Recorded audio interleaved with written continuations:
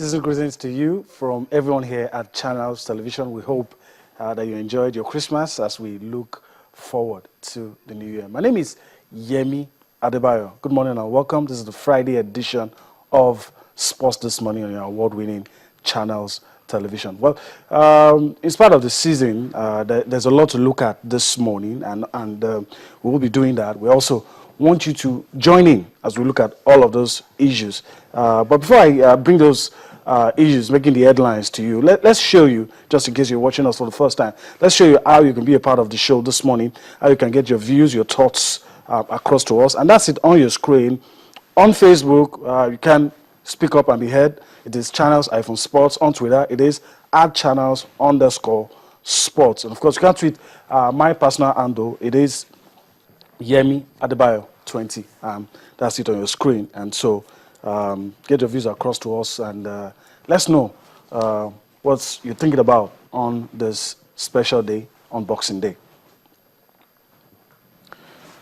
Okay, so let's take a look at the headlines before I introduce my partner on the show. And of course, the news making the rounds is about the final three in the CAF African Footballer of the Year shortlists by Africa's football ruling body CAF, and it's no longer news that our own Vincent Eyama is there alongside Gabon's Pierre-Emerick Aubameyang and reigning African Footballer of the Year Ivory Coast's Yaya Toure. So we'll keep our fingers crossed, and we'll be hoping that our man gets to win the big one.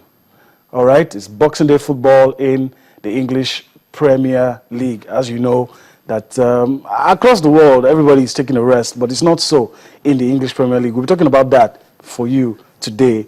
Action going down across England, football that is, today. All the big teams involved, all in action today in the English Premier League.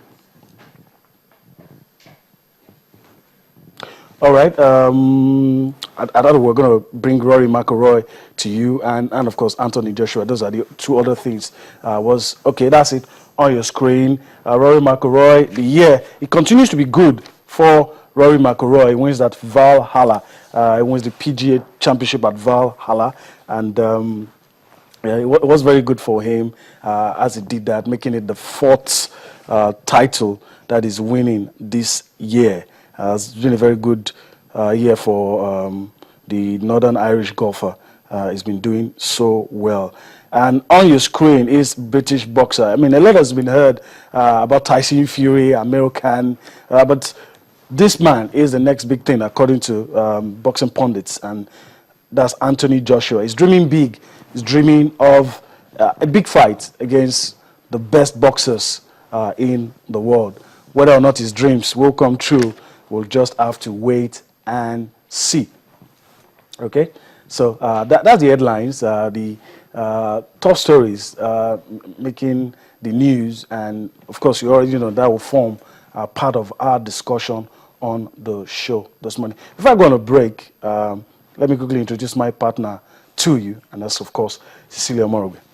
Thank you for having me. Merry Have I said Merry Christmas? No, you haven't. It's a belated one. Okay. But Merry Christmas, and you know, best wishes for the new year. And I don't know, Boxing Day doesn't really feel like a sports day, but of course we still have to be here.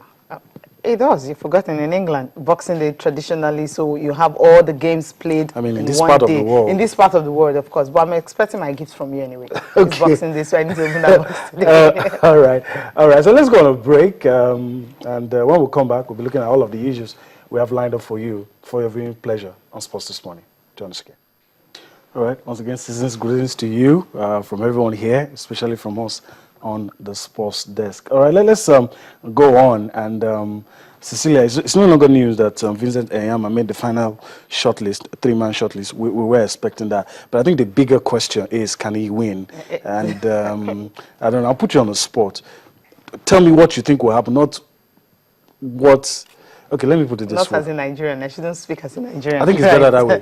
Okay, basically, it's going to be very, very difficult for him. And if he gets to win it, I'll be very, very surprised. Because if you check, the last time a goalkeeper actually won this award was 28 years ago. That's like 1986. So 1980. 1986, yeah. That's been a long time, and that's the only time a goalkeeper have won it. And for Vincent Yama, nominated again, final list, he's making it. I think it's going to be a difficult one for him, because if you look at Yaya Toure, last season he scored 20 goals in about 35 appearances for Manchester City. And of course, you remember his goals were actually crucial to them winning the league title. And of course, Aubameyang, looking at him also, he scored about 13 goals for Borussia Dortmund last season, and of course they finished, second. They're not really having a good season now, but what he did last season will definitely be what they were used to judge these players precisely. And look at Vincent Yama, of course. He had some exploits. He kept some clean sheets for a very long time, almost breaking a record, but he just couldn't do that at the end of the day. And another one is Lille, finished third on the league last season. And of course, he led Nigeria to the World Cup and all that. And he was actually one of the best goalkeepers, because he actually had some fantastic saves during the World Cup in Brazil. But at the end of the day, you're going to look at Yaya Toure. Come on, this is a man that Manchester City cannot just do without. I'm afraid he might just set a new record, winning it for fourth time in a row, breaking Abedi Pele. Abedi Pele happens to be the only player also that have won it 3 times in a row with him. Samuel Eto'o has won it several times, but definitely not in a row consecutively. So we're looking at a player who is going to win this thing for the 4th time in a row. But I think, for me, I think Yaya Toure definitely deserve this award, to be named the best man. If Vincent Yama is going to get it, it could be based on the fact that for a long period of time he kept that clean sheet, about 21 without conceding any goals. I think that's what they're going to be looking at. But Yaya Toure, well, I think I'm afraid he will just win it for a record 4th time. Cecilia, we're speaking from the heart, not allowing emotions get to it. We would love to see Vincent win, but the facts are just before us. But you can tell us what you feel, who you think will win, and we'll love to listen to that. Of course, we have no role to play. Whatever Cecilia has said is our opinion. Whatever I'm saying is my opinion. So let's have your own opinion. At the end of the day, that might not decide who gets to win, but we're just looking at how things stand at this moment. All right, let's talk about the Super Eagles. I mean, some of us were happy that we'll get to play some friendly matches, but we are hearing now that one of the teams pulled out, but the NFF has acted swiftly and a replacement came in. But does that affect us in any way? Not in any way, but I think Mali is actually a stronger opponent. But definitely they have other plans for preparations for the Nations Cup. I believe maybe they got another opponent, or they just couldn't make the friendly game. Sudan is another tough opponent, but I think whatever team we're actually playing, I think it's really a good one, because if you check Super Eagles, they're not going for the Nations Cup. Of course, we all know that. But them even playing any friendly at all, I think is really a plus for them. They just really want to keep the home-based players, all the Super Eagles team B, so to speak. They just want to keep all of them not busy, because the league is on break right now, so they're not in session. So bringing them together, I think that would definitely help the players to be fit. So it doesn't matter who we're playing Cote d'Ivoire, playing Sudan, or playing Mali. I think whatever team we're actually playing, the friendly definitely is a good one for I don't know. the Super Eagles. I don't know, ulterior motive. I was thinking, if we get the chance to play some of these teams going to the Nations Cup, some of those teams higher than us. You're looking at the FIFA ranking, right? I'm beginning to look at that, because it helps. When you are rebuilding, you need to always have a good picture of yourself. Okay. Don't go and play teams you're going to beat.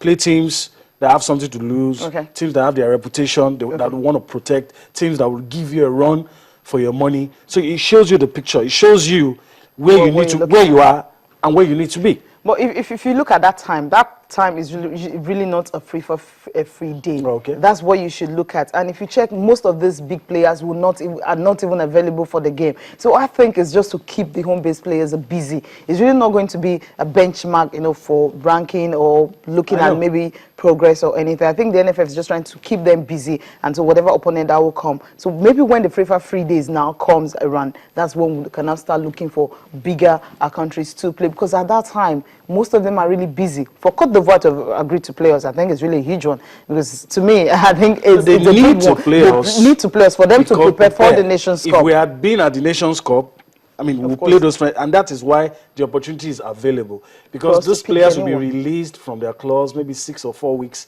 ahead of that tournament, and so that. But we whether or will not they will now definitely not use have our own best players. players. So I think some countries that want to use their best players wouldn't want to really play Nigeria simply When you're because not you're not going putting to your get best players precisely the best on players display. on the field. Okay, I guess that explains it. All right, let's go on a quick break. When we return, we will be looking at other issues that we have lined up for you on the program.